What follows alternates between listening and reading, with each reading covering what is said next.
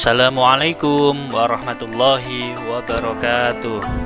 Anak-anakku yang solih dan solihah, alhamdulillah pada pagi hari ini kita bisa berjumpa kembali dalam keadaan sehat walafiat dan tetap semangat. Anak-anakku yang solih dan solihah, pada pagi hari ini kita akan belajar tentang pendidikan agama Islam pada materi kisah keteladanan sahabat-sahabat Nabi Muhammad Sallallahu Alaihi Wasallam. Anak-anak, sebelum kita mulai pelajaran pada pagi hari ini, mari kita awali dengan membaca doa bersama-sama. Bismillahirrahmanirrahim. Raditu billahi rabba wa bil islami dina wa bi Muhammadin nabiyya wa rasulah. Rabbi zidni ilman nafi'an warzuqni fahman birahmatika ya arhamar rahimin walhamdulillahi rabbil alamin. Anak-anakku yang soleh dan solihah, karena pembahasan kita pada pagi hari ini adalah berkaitan dengan sahabat Nabi atau sahabat Rasulullah Sallallahu Alaihi Wasallam. Ayo kita pelajari dulu apa arti dari sahabat Nabi. Coba kalian perhatikan pada tulisan yang Bapak tampilkan di situ. Sahabat Nabi adalah orang yang mengenal dan melihat langsung Nabi Muhammad dan membantu perjuangan beliau serta meninggal dalam keadaan Islam. Itu yang disebut dengan sahabat Nabi. Atau ada pendapat yang lain mengatakan bahwa yang dimaksud dengan sahabat adalah orang yang pernah bertemu langsung atau hidup semasa dengan Nabi Muhammad serta orang tersebut beriman kepada Nabi Muhammad. Itu yang disebut dengan sahabat. Dapat kita garis bawahi bahwa yang dinamakan sahabat itu pernah bertemu langsung dengan Nabi atau hidup semasa dengan Nabi, dan yang lebih penting lagi, dia beriman kepada Rasulullah. Seperti pada tulisan yang ada di bawah itu, Bapak sampaikan ada beberapa nama yang hidup pada masa Rasulullah. Coba kalian pilah-pilah. Yang pertama, Abu Bakar. Benar, dia termasuk sahabat Nabi karena membantu dalam perjuangan Islam, juga beriman kepada Nabi Muhammad. Yang kedua, Umar bin Khattab. Benar sekali, dia termasuk sahabat Nabi. Abu Jahal, ya bukan sahabat Nabi, meskipun beliau hidup semasa dengan Nabi tapi tidak beriman, bahkan memusuhi Nabi, maka dia tidak disebut sebagai sahabat Nabi Muhammad. Abu Lahab juga sama, dia bukan termasuk sahabat Nabi. Utsman bin Affan, Ali bin Abi Thalib, ya benar sekali, beliau termasuk ke dalam sahabat Nabi karena membantu perjuangan Nabi Muhammad Sallallahu Alaihi Wasallam. Anak sekalian, setelah kita mengetahui arti dari sahabat, maka materi selanjutnya adalah pembelajaran tentang Khulafaur Rasyidin. Siapa sih Khulafaur Rasyidin itu? Khulafaur Rasyidin adalah pengganti setelah wafatnya Rasulullah. Maka kita pelajari dulu apa pengertian dari Khulafaur Rasyidin. Khulafaur Rasyidin adalah berasal dari dua kata, yaitu khulafa dan ar-rasyidin. Khulafa adalah bentuk jamak dari kata khalifah yang artinya pemimpin, dan rasyidin adalah bentuk jamak dari kata rasyid yang artinya diberi petunjuk. Sehingga kita dapat menyimpulkan bahwa Khulafaur Rasyidin adalah para pemimpin pengganti Rasulullah yang diberi petunjuk oleh Allah Subhanahu wa taala dan meneruskan perjuangan Nabi Muhammad sallallahu alaihi wasallam. Jadi Khulafaur Rasyidin ini muncul sepeninggal atau setelah wafatnya Nabi Muhammad sallallahu alaihi wasallam. Sahabat Nabi yang terpilih menjadi Khulafaur Rasyidin ada 4. Yang pertama ada sahabat Abu Bakar As-Siddiq. Yang kedua, Umar bin Khattab. Ketiga, Utsman bin Affan. Dan yang terakhir adalah Ali bin Abi Thalib. Itu adalah 4 sahabat yang menjabat sebagai Khulafaur Rasyidin setelah meninggal Rasulullah Shallallahu Alaihi Wasallam. Anak-anakku yang soleh dan solihah, perlu kalian ketahui bahwa sahabat-sahabat tersebut menjadi khalifah, menjadi pemimpin untuk menggantikan Rasulullah, tapi bukan sebagai nabi, menggantikan untuk memimpin umat Islam melalui musyawarah. Jadi para kaum muslimin saat itu setelah wafatnya Nabi Muhammad bermusyawarah, siapa ini kira-kira yang berhak atau pantas untuk memimpin kaum muslimin setelah Rasulullah wafat. Dan Khulafaur Rasyidin sekali lagi tidak menggantikan Nabi Muhammad sebagai nabi, karena Nabi Muhammad adalah Khatamul Anbiya, yaitu penutup para nabi dan rasul. Setelah Nabi Muhammad tidak ada lagi nabi-nabi selanjutnya. Tugas Khulafaur Rasyidin dapat kalian lihat dalam tayangan tersebut. Yang pertama, melanjutkan dakwah dan ajaran Rasulullah Shallallahu Alaihi Wasallam. Yang kedua, membina dan mengatur masyarakat sesuai dengan tuntunan Al-Quran. Ketiga, melanjutkan dan menjadi kepala pemerintahan yang dibangun dan dirintis oleh Rasulullah sebelumnya. Yang keempat, memperluas wilayah Islam hingga keluar dari Mekah dan Madinah. Yang kelima, memerangi nabi palsu dan kaum murtad setelah Rasulullah wafat. Jadi setelah Rasulullah wafat, banyak orang yang mengaku sebagai nabi atau keluar dari agama Islam. Yang keenam, mengembangkan ajaran Islam kepada yang belum mengenalnya. Jadi istilahnya menyebarkan agama Islam kepada masyarakat atau wilayah-wilayah yang belum mengenal Islam. Nah sekalian, akan kita bahas 2 khalifah pada pagi hari ini, yaitu yang pertama adalah Khalifah Abu Bakar As-Siddiq. Akan Bapak sampaikan secara singkat beliau. Abu Bakar As-Siddiq lahir di kota Mekah pada tahun 572 Masehi dengan nama lahir pada waktu itu adalah Abdullah bin Abi Quhafah.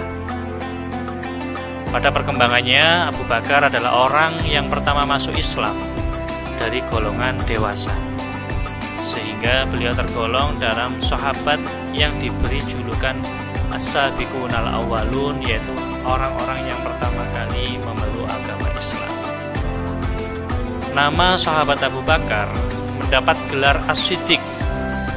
Siapa yang memberi gelar itu? Yang memberi gelar adalah Rasulullah, karena Abu Bakar orang yang pertama kali selalu membenarkan apa yang disampaikan oleh Rasulullah, terutama dalam peristiwa Isra Mi'raj, yaitu perjalanan dari Masjidil Haram ke Masjidil Aqsa dan dari Masjidil Aqsa menuju ke Sidratul Muntaha.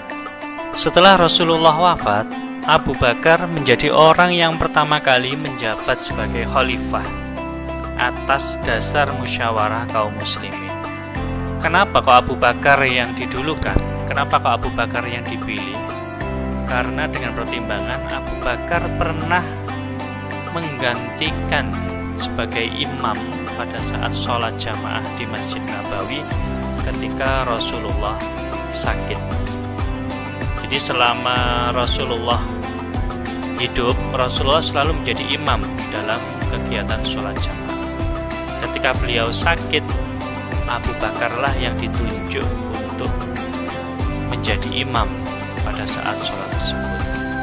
Dan Abu Bakar adalah sahabat yang paling dewasa, sahabat yang memiliki sifat yang mulia, yaitu dermawan, jujur, dan memiliki kebijaksanaan yang luar biasa, sehingga beliau selalu melaksanakan dengan baik apa amanat yang diembankan kepada beliau.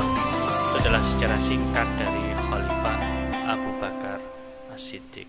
Anak-anakku yang soleh dan solehah, sahabat Abu Bakar menjabat sebagai khalifah kurang lebih hanya 2 tahun saja, yaitu mulai tahun 632 Masehi sampai dengan tahun 634 Masehi. Selama menjabat, jasa-jasa beliau sebagai khalifah antara lain yang pertama adalah menumpas kaum murtad yang merusak Islam.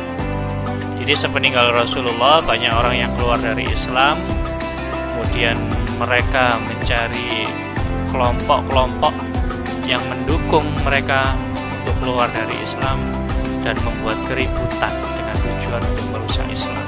Itulah yang pertama kali ditumpas, artinya diselesaikan oleh Abu Bakar As-Siddiq agar tidak menyebar kepada umat Islam yang lain. Yang kedua, menumpas kaum pembangkang, juga termasuk nabi-nabi palsu dan pengikutnya. Yang ketiga, mengumpulkan dan membukukan Al-Quran untuk yang pertama kali atas usulan dari sahabat Umar bin Khattab. Karena banyak sahabat yang hafal Al-Quran meninggal ketika berperang melawan dengan nabi palsu dan pasukannya. Sehingga kalau Al-Quran tidak dikumpulkan sejak zamannya Khalifah Abu Bakar, dikhawatirkan Al-Quran akan hilang dari muka bumi ini. Itulah sejarah singkat dari Khalifah Abu Bakar As-Siddiq. Selanjutnya, anak, yang akan kita bahas adalah tentang Khalifah Umar bin Khattab. Umar bin Khattab lahir di kota Mekah tahun 583 Masehi dengan nama Umar bin Khattab bin Abdul Uzza.